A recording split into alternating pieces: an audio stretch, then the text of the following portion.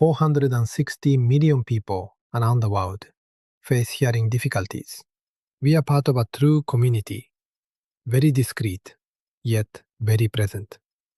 In this video, you will understand how your journey with your hearing changes is unique, and why the way you live with them and adapt will be very personal to you. No matter what society tells you, you can find solutions to your hearing changes and continue living a rich and fulfilling life. You are not alone. Millions of people share a similar experience to yours in different ways. It may be auditory fatigue at the end of the day, the fear of not following a family gathering, or the need to ask a loved one to repeat themselves. Knowing that we are so many can be reassuring, but at the same time, it doesn't erase your uniqueness. Let me explain. Within this vast community, each person has their own story.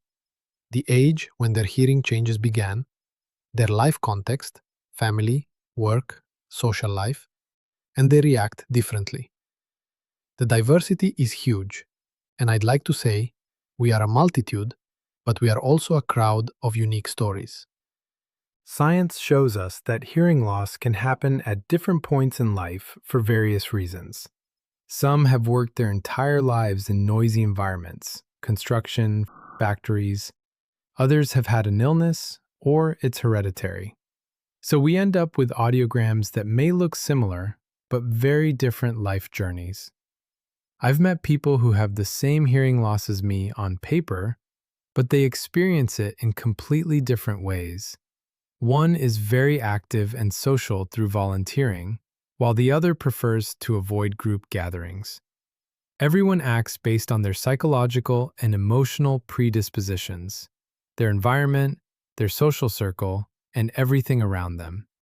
We don't have the same personalities, the same family dynamics, or the same professional challenges.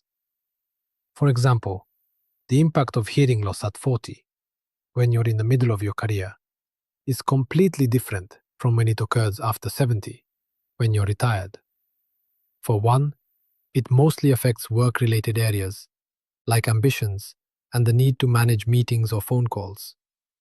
For the other, it's more about social or family life, the fear of not being able to interact freely with grandchildren. Emotional reactions also vary from person to person. Some accept it quite well. Maybe they see hearing loss as a normal change and adjust calmly. Others experience it as an injustice or a painful stage and take a long time to acknowledge their hearing difficulties. One person might seek help quickly because they want to stay up to date, while another might isolate themselves, feeling a bit ashamed or like a failure. None of these reactions are bad. They are simply reflections of unique histories and sensitivities. Within these different journeys, everyone moves forward with different strategies. Did you know that in some countries where hearing aids are reimbursed by national health systems, only 1 in 5 people who need them actually wears one? That shows the gap between necessity and what people actually do to live comfortably. Among those who wear hearing aids, some are satisfied with just the device, while others combine lip reading, visual communication tips, or even support from a hearing changes coach like me or a speech therapist. Some thrive in support groups or online forums, while others don't talk about it. You could say there are as many ways to live and adapt with hearing changes as there are people affected by them. You can draw inspiration from others, but you don't need to compare yourself. Comparing yourself head-on runs the risk of feeling inadequate, or, on the flip side, reassuring yourself a little too quickly. It's not so bad compared to that person. I'll just stay this way. The true reference is yourself and your potential for growth and adaptation in your own life. The key lies in listening to yourself. How does your hearing loss impact your life? Is it in gatherings? In your relationships? In your daily fatigue? Take the time to identify exactly what you feel, what weighs on you, and what you're missing. Two people with the same hearing profile can have completely different reactions.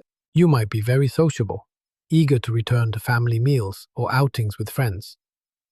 Another person, with the same hearing loss, might not suffer as much because they are naturally more relaxed and introverted. Of course, in this journey, you can connect with people who are going through the same experience. And that's great. These exchanges can be incredibly valuable. They can help you progress faster in your journey. You can solve some problems with the advice of others. But it's important to keep in mind that it's your movie. You are the hero or heroine of your own life. We can receive help from others, be inspired by them, gather ideas. But in the end, it's up to you to feel and listen to what your intuition tells you, to find the right balance, to try things, and find the best way to adjust to your hearing changes. The key is to make choices that align with your needs and strengths. If you're curious about trying practical solutions, go for it. If you're interested in a more holistic approach, like stress management, relationship dynamics, or emotional resilience, don't hesitate to look into it.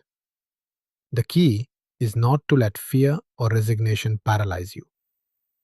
No one can walk this path for you, but you also have great freedom to shape your own way. If you want to go further in this journey, you'll find links below this video. Thank you, and I'll see you soon. Wishing you all the best.